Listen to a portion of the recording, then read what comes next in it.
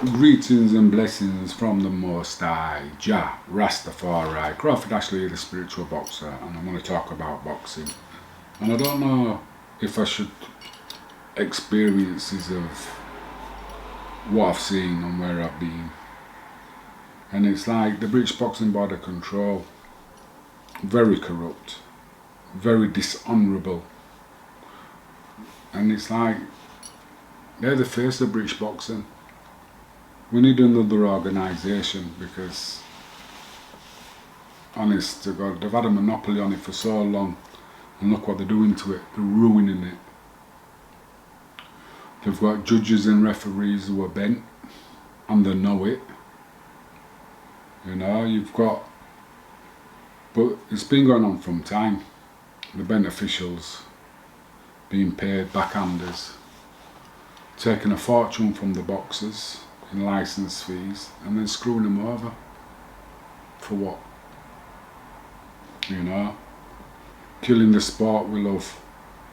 But that's me and my opinion anyway. But I want to talk about the actual art of boxing and how it's a self-defence. You know, you got to learn to move. Now you got to learn to have balance, and you know, there's different stances now. There's only one. It's like square on, boom. Like people now don't like that, don't get it, because there's the target area. Narrow it down, have it as narrow as possible. And like I say, there's no right ways or wrong ways in boxing. There's just ways that work, and they work for you. Because we're all different sizes, we're all different shapes, we all have different attributes. We all have different skill sets. So we got to use them to the best. You know? And remember that it's about having fun, it's about enjoyment. I see too many people are too serious and wanting to get it down. It's like with Theo in the beginning, he was like that. I could see how much hard work, and I just stop it. You know, you stop taking things in when it gets to a level. It's supposed to be about fun and enjoyment, not about frustration. You know, as soon as you start getting frustrated, your technique slips. And when your technique slips, you become vulnerable. So, you know, don't get frustrated. You got to stay calm, you got to stay relaxed, and you got to stay in that happy place where you're just enjoying it, you're just having fun. You know? Training should be about that. It's a thinking game. So when you can get what you need to get done, you don't need to think anymore. You just go out and just let your body move. And it's like exercises that work with boxing and exercises that work against boxing. And there's always been the debate on weights or no weights.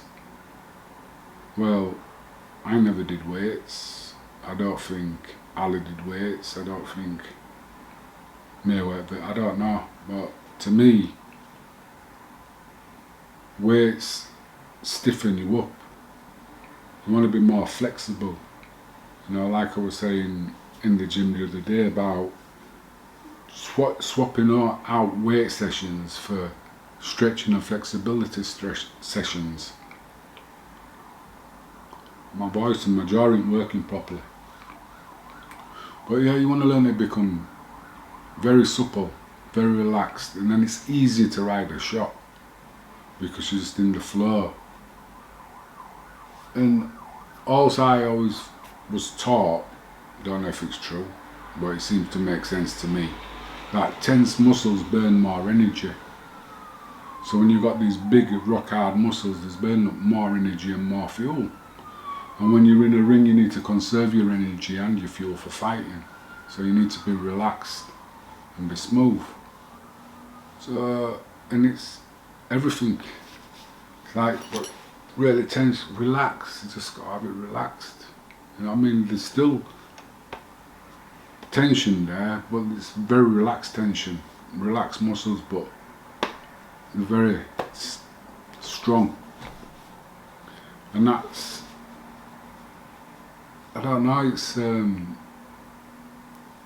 comes with practice. It's like when you say get your hands up and you put their hands up like this and then you say relax and they go like that. Hands up and relax, just nice and relaxed. That's tense. And then relax. Tense. Relax. And you just got to be relaxed and just concentrate on certain things, certain aspects until you can get that off. Like if you're a beginner, learn the jab and learn to defend against the jab. That's all you need to do when you get into a ring.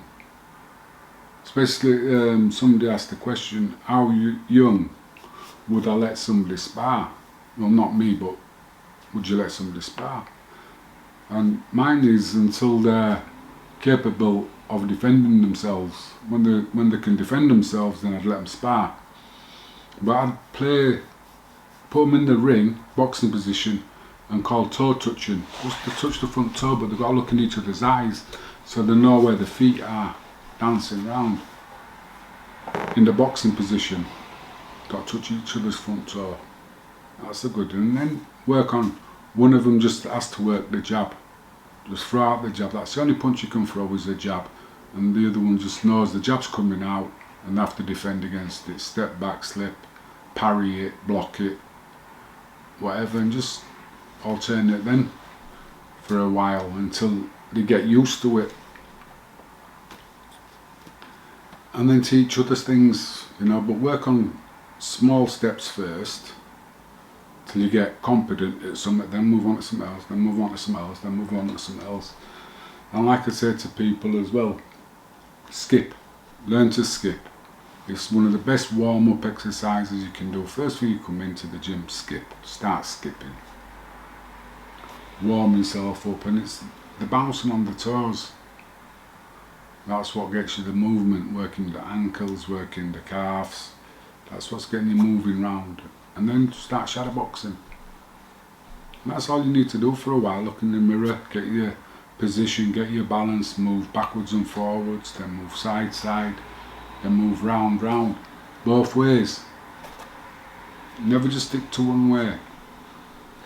And when people say it's awkward, it's because it's new. It will not become awkward after a time, after you've practiced it. So just keep practicing.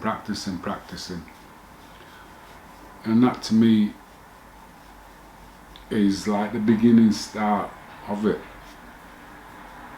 You can do it and just have fun just doing that. You develop your own style then. Just remember the target area, keep it as narrow as possible, and get balanced and learn to move, learn to flow around the ring, like effortless.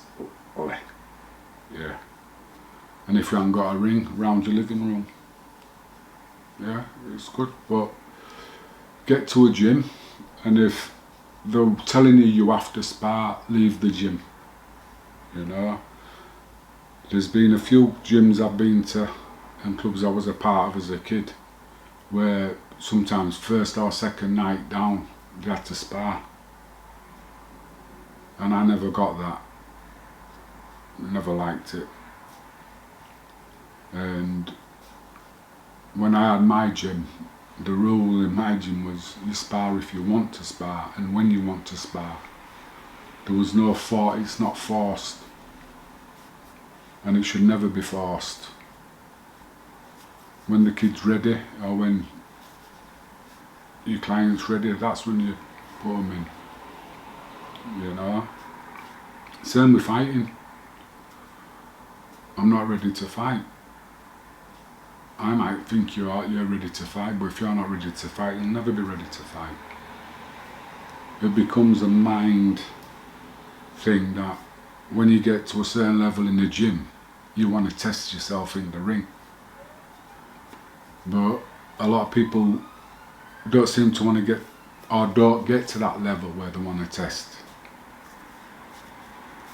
Because they don't feel comfortable. They know when sparring they're getting hit, they're getting hurt. And they don't want to take on to the next level because they're not taught how to defend themselves. Anyway, I don't know if I'm just ranting on and raving on, but that's just how I see things. And like I said before, I've got a few spaces open. If you want to learn to box, get in touch. But like I said, there's a commitment, a lot of commitment on your behalf. Time, effort, determination. Because they're all the things that make a boxer. So like I said, if you want to get in touch and you want to box, or if you just want to basically have a 6-week block of dedicating it to see where you get to, get in touch. Like I say, there's certain things you need to focus your mind on and do. I've got one person who basically he's wanted to box for a long time, and he's got an itch just has to scratch. And we're working together on his first fight, which hopefully will be on the 12th. But that's down to him. He's got to put the work and the effort in. Anyway, until next time, adios.